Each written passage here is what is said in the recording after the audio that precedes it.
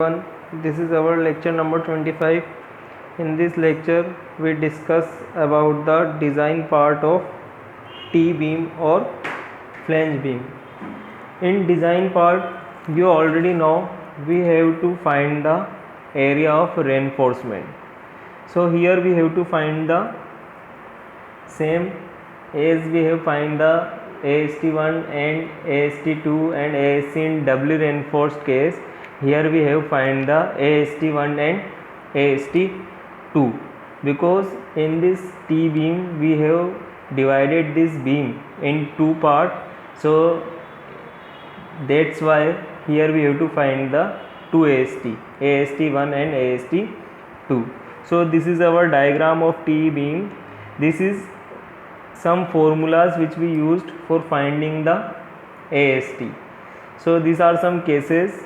These cases you already learned in our previous lectures, and this case again I repeat here. If you have given bending moment in your question, so you have to find moment of resistance and see whether bending moment is greater than moment of resistance or smaller than moment of resistance. So for that you have to find the area of steel. So in our question we have given bending moment and dimensions of the T-beam. Only we have to find the MR, and after finding the MR we have to find the area of steel. So here we have some cases for finding the MR. If XU is equal to dA, then we have find the MR1. Actually the thing is here, if you remember, we consider case XU is less than dF, and for that we have to find the XU, and XU is equal to 0.87 Fy AST divided by 0.36 FCK BF. This is our formula. But here what happened, here we have not given value of AST, so it is not possible for us. We have find the XU. So for finding this for finding this AST, first we have to find the value of XU. And how we find this value of XU? First you have find the moment of resistance, so you easily get the value of XU. So here we have to find the value of XU first, and after finding the value of XU we have find the value of AST. That is the reason here we take XU is equal to dF, because we have not know the value of XU and we required for finding the AST. So that's why here we consider or assume XU is equal to dF. Now this part you already know. If dF is greater than 3/7 XU, then you have used this YF formula, and if dF is less than 3/7 XU, then you have used this dF formula in our moment of resistance equation or actual depth equation. After finding the MR1, you have to find the MR2. Why we have find the MR2? Because it is not given bending moment is less than MR1 or bending moment is greater than MR1. If this condition is fine, then it is easy, you have to calculate the AST. But what happened if bending moment is greater than MR1? In that case you have to find the MR2. So in flange beam you have given one condition for that, MR2 at XU is equal to 7/3 dF, because from this point to this point, means from this point to this point, these values depend on 3/7 XU. 3/7 XU, this part we already considered in our previous lecture. So you have to consider this equation when you have to find the MR2. Up to that point you have to consider XU, but when you consider this part you have to consider this XU is equal to 7/3 dF, because we write here df is greater than 3 by 7 xu or less than 3 by 7 xu. So if you convert in equal form, you find the xu is equal to 7 by 3 df. That is the reason why we find mr1 and why we find mr2 and why we take xu is equal to df and xu is equal to 7 upon 3 df. So here we have given, if a T-beam section is already known and the section is to be designed for a given value of bending moment, means we have given all dimension, means we have given bf, we have given df, bw, these values which we have given, but we have given bending moment also. We have to take this bending moment and find our moment of resistance value, and with the help of moment of resistance, first we have to find the xu and after that we have to find the AST1 and AST2. So let's start how we find the xu and AST1 and AST2. So there are some steps for finding the or designing the flanged beam or T-beam. So here we start the steps which we include in this process. So step number one, we considered xu is equal to df. First what we have to do, we have to consider xu is equal to df. So we have one formula, 0.36 fck bf xu d minus 0.42 xu. This is the formula. This formula when we use when our xu is less than df. If you remember, if you don't remember, then see our previous lecture. From there you understand this concept easily. So this formula is used when this condition is occurred, but here we take xu is equal to df. Why we take xu is equal to df? Because here we have not possible to find the value of xu, because in our question AST is not given, we have to find the AST. That's why here we used df, because we have given df. Here we take xu is equal to df, so here you put df in our formula. Okay, so you get mr from this equation. If bending moment is less than or equal to mr, if bending moment is less than to equal to mr1, you have to write here mr1, then you have to find the axu first. So how will you find the axu? If this case is occur, bending moment is less than mr1, then you have write bending moment is equal to mr1. Bending moment is equal to mr1, or you have take bending moment value, or because bending moment is less than mr1, so here we write bending moment is equal to mr1. Why we write here mr1? You not confuse, because in our formula actually what happened, we have write AST is equal to mr1. That's why here we write bending moment, because our formula is 0.87 fy d minus 0.42 x. This is our formula for finding the AST. But here bending moment is less than mr1, and in our question we have given bending moment. That's why here we take bending moment. Here we not take mr1 value, here we take bending moment, because we have to design which we have given. So here we find for bending moment. But in our equation we have find xu, so first you have to calculate the xu. So how you calculate the xu? Same, we know bending moment and we have formula 0.36 fck b f xu d minus 0.42 xu. Because with the help of this equation we have find the mr1 or bending moment, or which we have given. From this value we have find the MR1 and bending moment is given in our problem. So put the value of bending moment here and you easily get the value of XU. Bending moment is equal to 0.36 FCK BF D minus 0.42, sorry,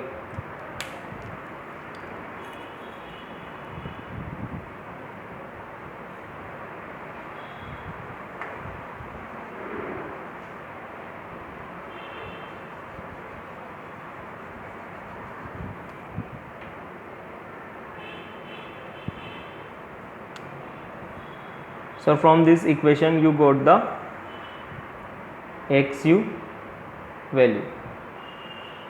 Okay, after finding the XU you have to put this XU in this equation. So from here you get the AST value. This is the condition when you take XU is equal to DF and you got here bending moment is less than and equal to MR1. Okay, so this is the formula. You note this formula for finding the XU and AST. Now what happened if you got bending moment is greater than MR1? Bending moment is greater than MR1 because we have two cases. First, bending moment less than, and second one is bending moment is greater than MR1. Means if we have find MR1 and we found that bending moment is greater than MR1, so for calculating, for step number 2, for calculating MR2 for XU is equal to 7/3 df. This part we already considered in our diagram. So if bending moment is greater than MR1, so we have to find the MR2, and for that we have to take XU is equal to 7/3 df. So for that case, for finding the MR2, we have take df formula, means 0.36 FCK BW XU D minus 0.42 XU plus BF minus BW DF 0.45 FCK D minus DF by 2. For finding the MR2, you have to consider XU is equal to 7/3 df and put this XU value in this equation and find the MR2. Now you have to consider MU limit also. For that you have XU is equal to XU limit, and here we assume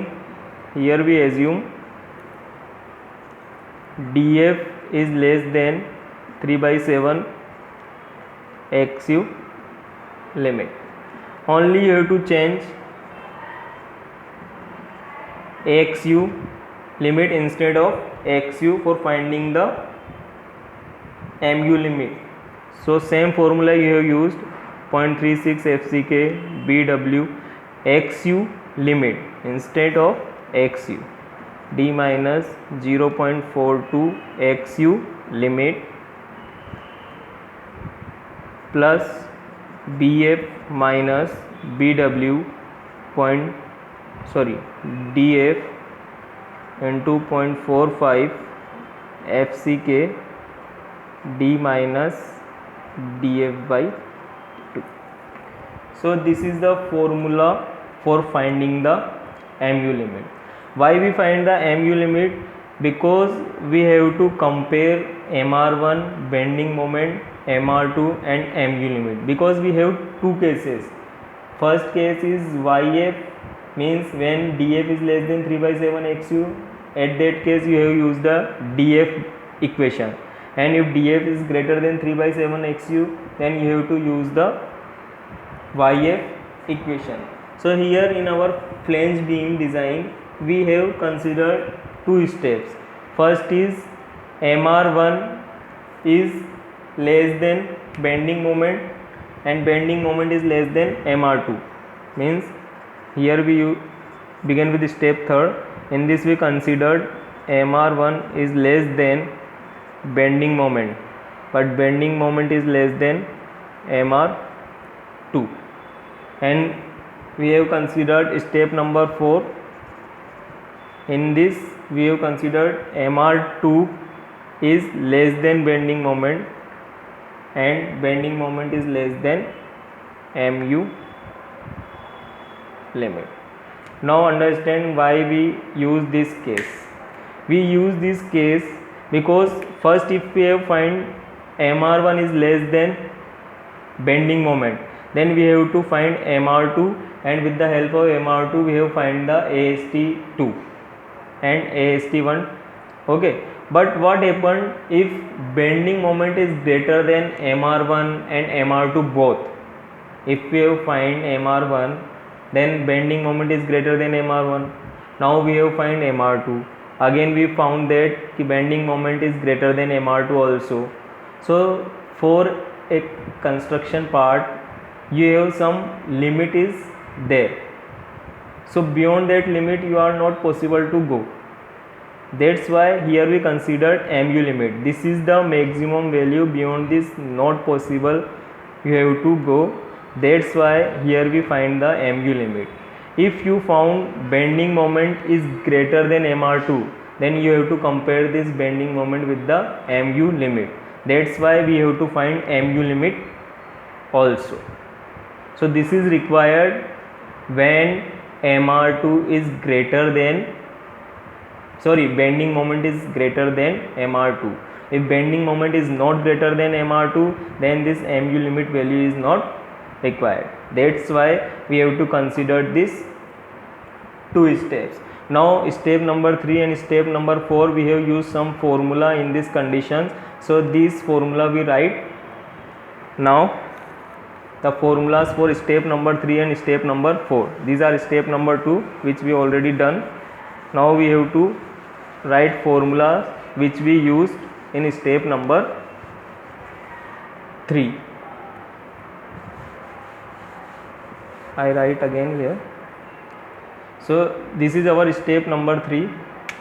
What if we find mr1 and it is found that bending moment is greater than mr1, and we have to find mr2 and it is it is greater than bending moment. If we found that condition, so we have to use case xu is greater than df, but df is greater than 3 by 7 xu. If you found this condition, then here we use this condition, xu is greater than df but df is greater than 3 by 7 xu. So we have to use formula of this condition. So for finding the xu, what we have to do, we have to find xu now. So how we find xu now? Because you know that when df is greater than 3 by 7 xu, then yf formula is used. When df is greater than 3 by 7 xu, then yf formula is used. So now you have to find the xu. So for finding the xu, now what you have to do, you have to use formula which we used in the case of df is greater than 3 by 7 xu. So here what you have to do, you have to equal bending moment, means bending moment equal to mr, and bending moment equal to 0.36 fck bw xu d minus 0.42 xu plus bf minus bw yf into 0.45 fck d minus yf by 2. This formula is used for finding the xu. Here you know that yf is equal to 0.15 xu plus 0.65 df. This is the formula of yf. So with the help of this equation we have find the bending moment. Actually we have to use bending moment because this value is used only finding that mr1 is less than or greater than. After finding the mr1 less than or greater than, we have known which formula we have to use. So if you find this condition, then we have used the yf formula. If here we change mr2 and here we write mu limit, then you have to use df formula. Formula is same for finding that.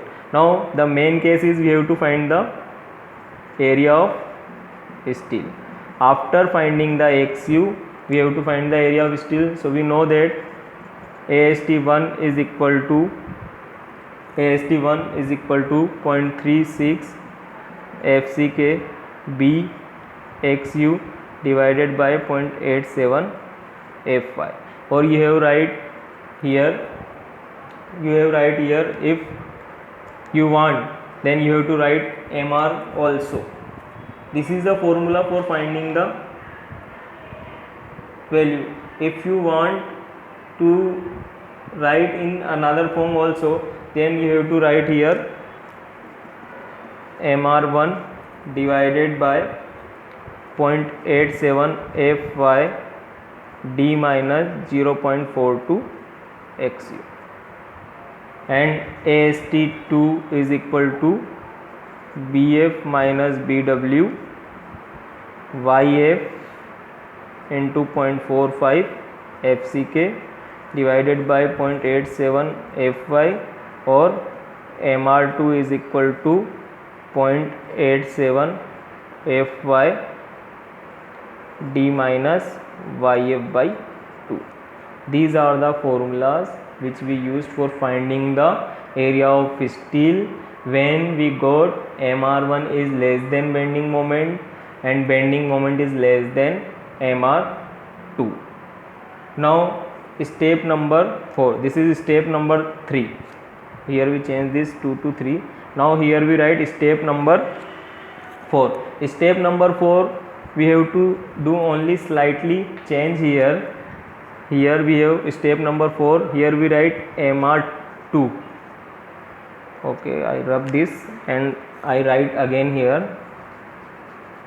Now our step number 4 is mr2 is less than bending moment and bending moment is less than mu limit, because we are not go beyond the mu limit.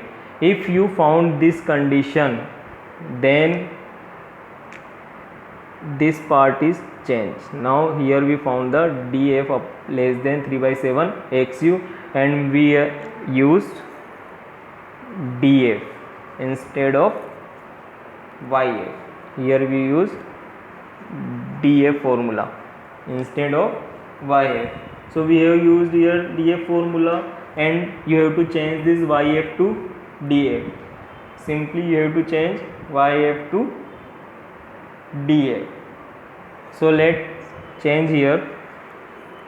Here you have to remove this yf and you have to write here df.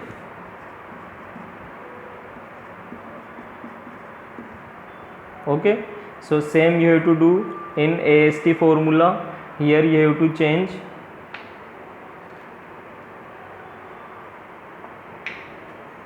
yf and you have to write here df by 2. So these are the slightly change we have to do. If you have found mr2 is less than bending moment and bending moment is less than mu limit. So this is the proper method for designing the T-beam or flange beam. In our next lecture we have to discuss one numerical problem for understanding this concept or design steps of flange beam or T-beam.